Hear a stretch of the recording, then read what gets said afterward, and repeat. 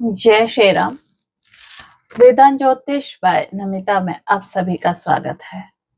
और चर्चा में आज काफी सारे लोगों के मेरे पास प्रश्न आए थे व्हाट्सएप पर कि अगर आप ध्यान की बात करते हो, आप आध्यात्म की भी बात करते हो, अगर हमें ध्यान करना हो या हमें ईश्वर से आत्म साक्षात्कार करना हो तो कैसे करें।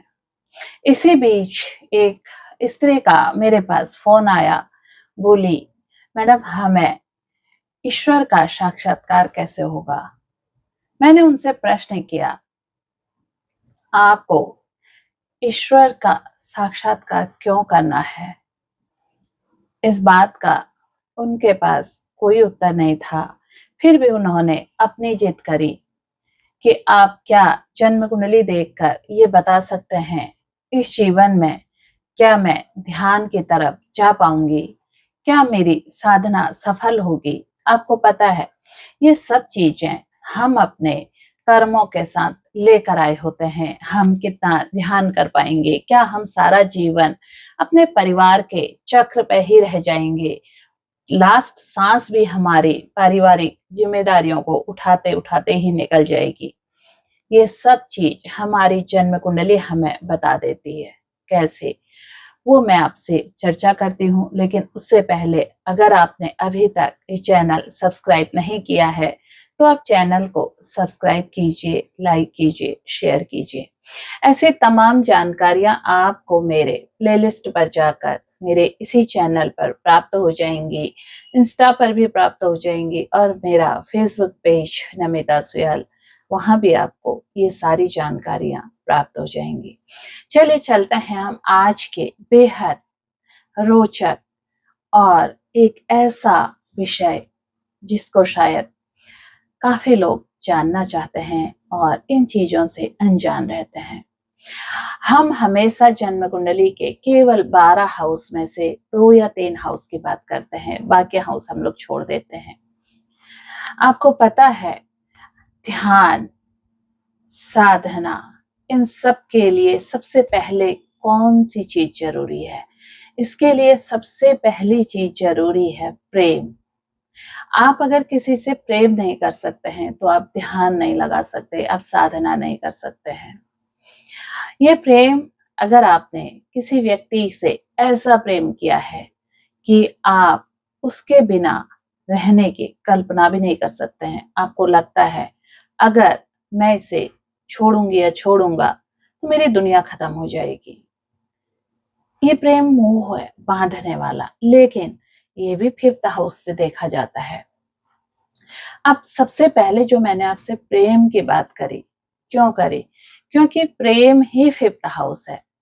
अब ये प्रेम आप सांसारिक जगत के किसी एक ऐसे व्यक्ति से कर देते हैं और वही व्यक्ति आपको इतनी पीड़ा देगा कि आपको ध्यान, साधना, ईश्वर तक पहुंचा सकता है। ये प्रेम में अगर ये तभी पहुंचाएगा जब आपके इस प्रेम में समर्पण है, त्याग है। अब समर्पण और त्याग के लिए कौन सा हाउस देखा जाता है, ये देखा जाता है 12वां भाव।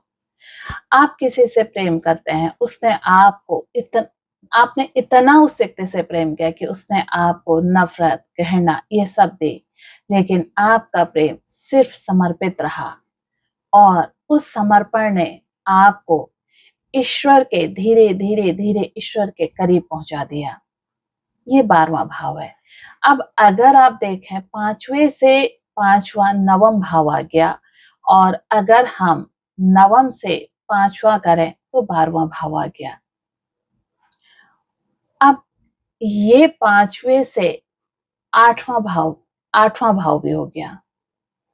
इसीलिए 8वां भाव क्या है, 8वां भाव हमेशा कष्ट, दुख, प्रेम का जो दुख है ना, वो 8वां भाव है। और वो 8वां भाव कौन सा है, वो 8वां भाव 12वां है। इसलिए इसमें जो दूसरे नंबर का हाउस देखा जाता है, सबसे पहले प्रेम। ईश्वर को प्राप्त करने के लिए हमारे पास प्रेम, हृदय में प्रेम होना बहुत जरूरी है। क्योंकि जब आपके पास प्रेम नहीं होगा आप देंगे क्या। आपके अंदर जो है वही आप इस सृष्टि को देंगे, वही आप प्रकृति को देंगे और वही आप ईश्वर को लुटाएंगे। ईश्वर भी प्रेम, भाव, भक्ति इन सब चीज का भूखा है। उसे भी भक्ति चाहिए होती है, भाव चाहिए होता है, और ये अगर हम अपने साथ लेकर आए हैं तो हम उसे दे पाते हैं। एक ऐसा समर्पण, जब हम किसी से बेहद प्रेम करते हैं और उससे हमें नफरत, घृणा ये सब प्राप्त होती है, आपका समर्पण उस व्यक्ति के लिए सच्चा है तो आप मौन हो जाते हैं, आप प्रकृति के साथ जुड़ जाते हैं, आपका मौन प्रकृति से बात करने लग जाता है और वही मौन आपको अंतर्दृष्टि प्रदान कर देता है। और ये अंतर्दृष्टि आपके उस ज्ञान को खोजने में लग जाती है और धीरे धीरे धीरे कब आप ईश्वर के समक्ष आ गए, ईश्वर से आपका साक्षात्कार हो गया। इतनी आसानी से नहीं होता है साक्षात्कार, लाखों में से, लाखों साधकों में से किसी एक को ये चीज प्राप्त होती है। जरूरी नहीं कि आप ध्यान और साधना में हैं आपको ये चीज प्राप्त हो जाए, लेकिन आपका मन जो अंदर से बेचैनी थी प्राप्ति की वो खत्म हो जाएगी। जो बेचैनी थी इन सांसारिक जगत के लोगों से जुड़ने की वो खत्म हो जाएगी। यही पहली सीढ़ी है हमारी ईश्वर प्राप्ति की। तो अब हम अपनी जन्म कुंडली में जो देखते हैं वो चार्ट देखते हैं D20। D20 में ऐसा क्या है? D20 हमारा आध्यात्मिक चार्ट है और इस चार्ट से हमें पता लगता है कि हम कितने साधना की तरफ जा पाएंगे, हमारा ध्यान कितना लगेगा।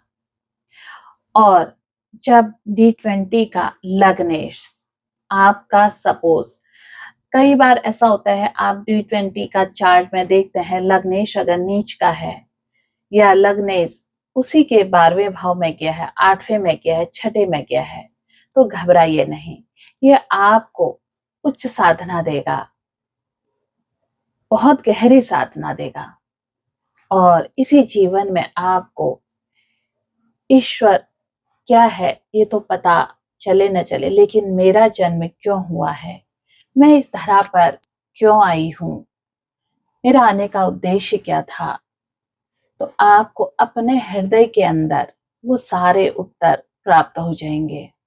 आप इस प्रकृति को समझने लग जाएंगे, आपको हर जीव से प्रेम होने लग जाएगा।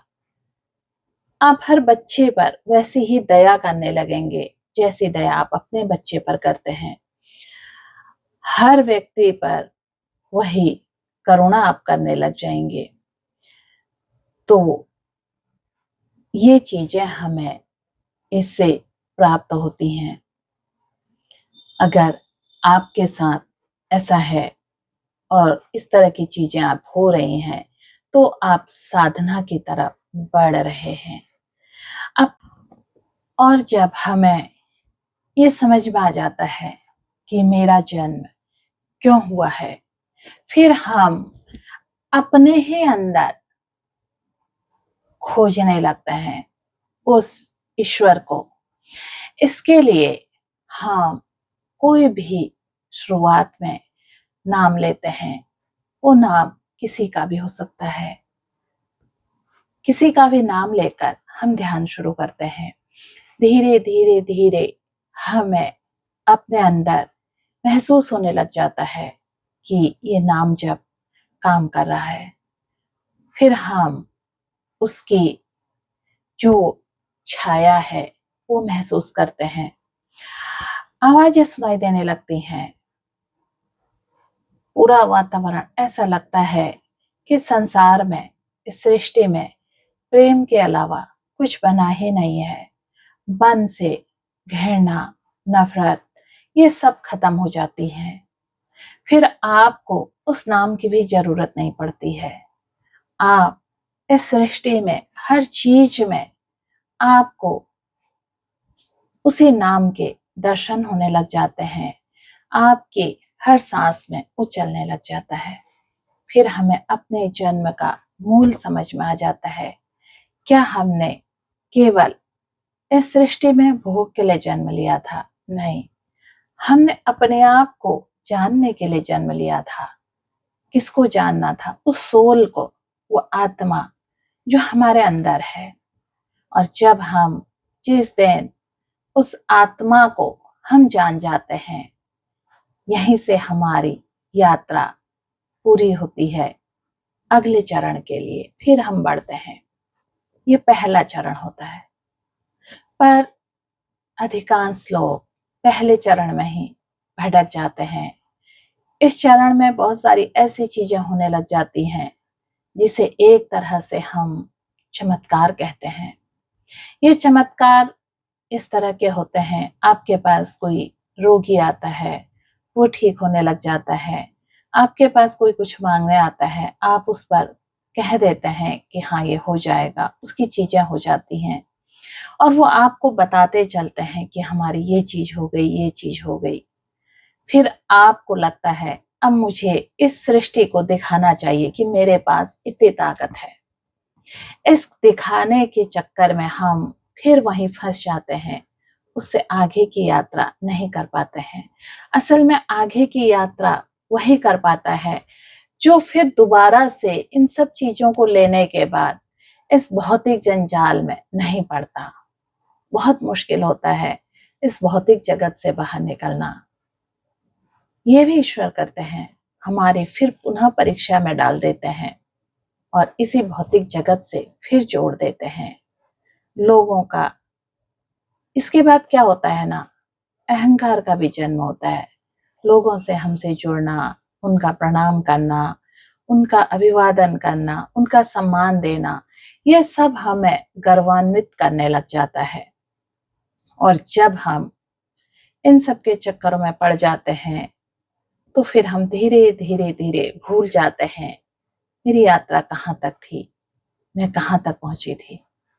लेकिन जब हम इन सब से अलग होकर फिर भी इतनी प्राप्ति के बाद भी एकांत में रहते हैं तो समझ जाइए ये वही लोग होते हैं जिन्हें इसी जीवन में ये पता लग जाता है मेरा जन्म क्यों हुआ था, और इन्हें ही ईश्वर साक्षात्कार होता है।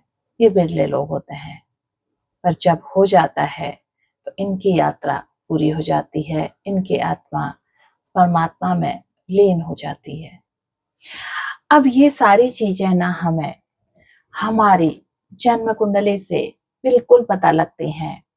अब आप कहेंगे क्या अगर मेरे उसमें ये नहीं है तो क्या मैं आत्म साक्षात्कार नहीं कर सकती या कर सकता, या मैं ध्यान साधना नहीं कर सकता? बिल्कुल कर सकते हैं आप। हमारा इसमें मैंने बताया ना आपको 12th हाउस, 5th हाउस। अब अगर 12th है तो इसके साथ पता है क्या है, 6th भी है। अब हमने जो बात करी थी ना, त्याग की बात करी थी। अगर हमारा 12वां घर त्याग है तो पता है उसके सामने ठीक छठा घर क्यों दिया है ऋषि पराशर जी ने? वहां पर हमारे शत्रु हैं, उनका भी त्याग करना है, उन्हें प्रेम देना है, क्योंकि हमने 5वें घर से क्या उठाया, प्रेम उठाया है। और वही प्रेम हमें उन्हें भी देना है, उन शत्रुओं को प्रेम में बदल देना है। कौन है वो शत्रु? वो शत्रु है हमारा काम। आप काम को ना प्रेम में बदल दीजिए तो वासना खत्म हो जाएगी। आप क्रोध को प्रेम में बदल दीजिए, नफरत खत्म हो जाएगी, घृणा खत्म हो जाएगी। आप मोह को प्रेम में बदल दीजिए तो आपको इस सृष्टि से मोह हो जाएगा, केवल अपने परिवार से नहीं रहेगा, मैं का भाव खत्म हो जाएगा। आप अहंकार को प्रेम में बदल दीजिए, मैं शब्द खत्म हो जाएगा। और लोभ को, लोभ किस चीज का? लोभ कीजिए आप ईश्वर का, लोभ कीजिए इस सृष्टि का, सारी सृष्टि का विकास हो, इसका लोभ, ये भी प्रेम में बदल जाएगा। अंततः सारी चीजों की जो जड़ है ना, वो प्रेम है। आपने सब चीजों को अगर अपने प्रेम में बदल देंगे तो आपका छठा घर आपको वो सब चीज दे देगा। इसीलिए 12वें के सामने ऋषि पराशर जी ने छठा घर दिया है, ऐसे ही नहीं दिया है। और छठे के सामने ठीक 12वां घर दिया है। 12वां घर हमारा त्याग का घर है। ये इसलिए दिया है। ज्योतिष ना बहुत कमाल की चीज है। ज्योतिष भटकाने की चीजें नहीं है। ज्योतिष डराने के लिए नहीं बनाया है। आप लोगों को डरा दिया जाता है अगर आपने इतने ब्राह्मणों से अनुष्ठान नहीं कराया, इतने 1.25 लाख जप नहीं कराए। मेरे पास ऐसे बहुत सारे लोग आते हैं जिन्होंने लाखों जप करा लिए, कई सारे अनुष्ठान करा लिए, तो फिर वो यहाँ क्यों आ रहे हैं? फिर वो दूसरे के पास क्यों जा रहे हैं? क्यों इतना भटकाव है उनके जीवन में? वो तो ठीक हो जाने चाहिए थे। असल में उनको अंदर से उनके डर भर दिया गया है, और जब तक आप डर से जिएंगे, आपके अंदर कोई भी अनुष्ठान काम नहीं करेगा। एक अनुष्ठान इस डर को बाहर निकालिए, वही काम कर जाएगा। तो आज मैंने आपको जो बताया, इसके बाद आपको पता है पंचम भाव सबसे पहले आया है, इसके ठीक सामने समाज का भाव है। क्यों दिया है पंचम के सामने ठीक समाज का भाव? हमारा सोशल सर्कल है वो, और वही हमारा इच्छा पूर्ति का भाव भी है। बड़े कमाल से ज्योतिष को इन्होंने दिया है। 5वें के सामने जो 11वां भाव दिया है ना समाज का, इधर प्रेम और उधर समाज, यानी कि इस समाज से आप अपने आसपास के समाज से पहले प्रेम करके देखिए। जब आप अपने समाज से ही प्रेम नहीं कर पा रहे हैं, तो फिर आप ईश्वर से कैसे प्रेम करेंगे? प्रेम अंदर से, जब आपके अंदर प्रेम ही है ना, तो ईश्वर को भी तो वही देंगे आप। इसलिए वो समाज दिया है। अब आपने समाज की इच्छा पूर्ति करी, समाज की सेवा करी, तो अब आपके अंदर जो भाव जगा, उसके बाद त्याग का भाव है। पहले त्याग नहीं है, उसके बाद है समर्पण, है उसके बाद प्रेम में समर्पण है, और वही समर्पण के अंदर मौन है। 12वां भाव मौन भी है, एकांतवास है। अगर इसे हम सजाए काला पानी कहें 12वें भाव को, वो ये है। लेकिन ये सजा बेहद खूबसूरत है। जो लोग मौन में जाते हैं ना, एकांत में जाते हैं, ये उनके लिए वरदान है। मुझे खुद एकांत बहुत अच्छा लगता है। ऐसा लगता है कि सारी दुनिया यहीं पर है, हमारे आगे है, इसी एकांत में है। और ये तभी आता है, एकांत आपको तभी अच्छा लगता है जब आप अपने सामाजिक, पारिवारिक इन सारी जिम्मेदारियों को पूर्ण करके इस एकांत में आते हैं। बहुत अच्छा तब लगता है। मन में कोई चिंता ना हो, मन में कोई भय ना हो, तभी हम ध्यान, साधना, आध्यात्म, यही ध्यान, साधना, आध्यात्म है। आप ध्यान में गए लेकिन मन में 10 तरह की चिंताएं हैं, आप 10 मिनट भी ध्यान नहीं लगा पाएंगे। मैं कहती हूँ, आपने अगर कोई भी चिंता नहीं है ना मन के अंदर, 5 मिनट का ध्यान जिसमें आप ये सब भूल जाइए, मेरे इधर क्या है, इधर क्या है, उधर कुछ भी नहीं, अपने शरीर को भूल जाइए। आपके ये कई जन्मों के बुरे कर्म काट देता है। क्या हम इतनी गहराई में जा पाते हैं? नहीं, ये धीरे धीरे होता है। तो प्रयास कीजिए, आपकी चीजें भी पूरी होंगी। लेकिन अपनी जन्म कुंडली में एक बार 5वें भाव का स्वामी, 6ठा भाव, 11वां भाव और आपका जो 12वां भाव, 4 भाव हो गए ना, एक भाव छोड़ा है, 8th हाउस। 8th हाउस इसलिए जरूरी है, यही हमारे दुख का भाव, रहस्य का भाव, समुद्र है। इसी से मिलनी है साधना। जीवन का असली हाउस यही है, जन्म का, गहराई का यही हाउस है। ये 5 भाव हमें बता देते हैं हम ध्यान, साधना, इन सब की तरफ कितना जाएंगे। अपनी जन्म कुंडली उठाकर देखिए, क्या आपकी जन्म कुंडली में ये हाउस कैसे हैं, इन हाउस पर कौन से ग्रह बैठे हैं। मुझे कमेंट के माध्यम से आप अवश्य लिखिए। और आपको ये वीडियो अच्छा लगा तो आप इसे अपने परिवार के लोगों के साथ शेयर कीजिए। बाकी अगर आप ध्यान, साधना, इन सब की तरफ बढ़ना चाहते हैं, सीखना चाहते हैं, तो आप मुझे इसमें कमेंट कर मेरा नंबर है 9528508897। इस पर मुझे मेरा नंबर लिखा हुआ भी है, यूट्यूब पर भी लिखा है, मेरे फेसबुक पेज पर भी है। यहाँ पर आप मुझे संपर्क कर सकते हैं।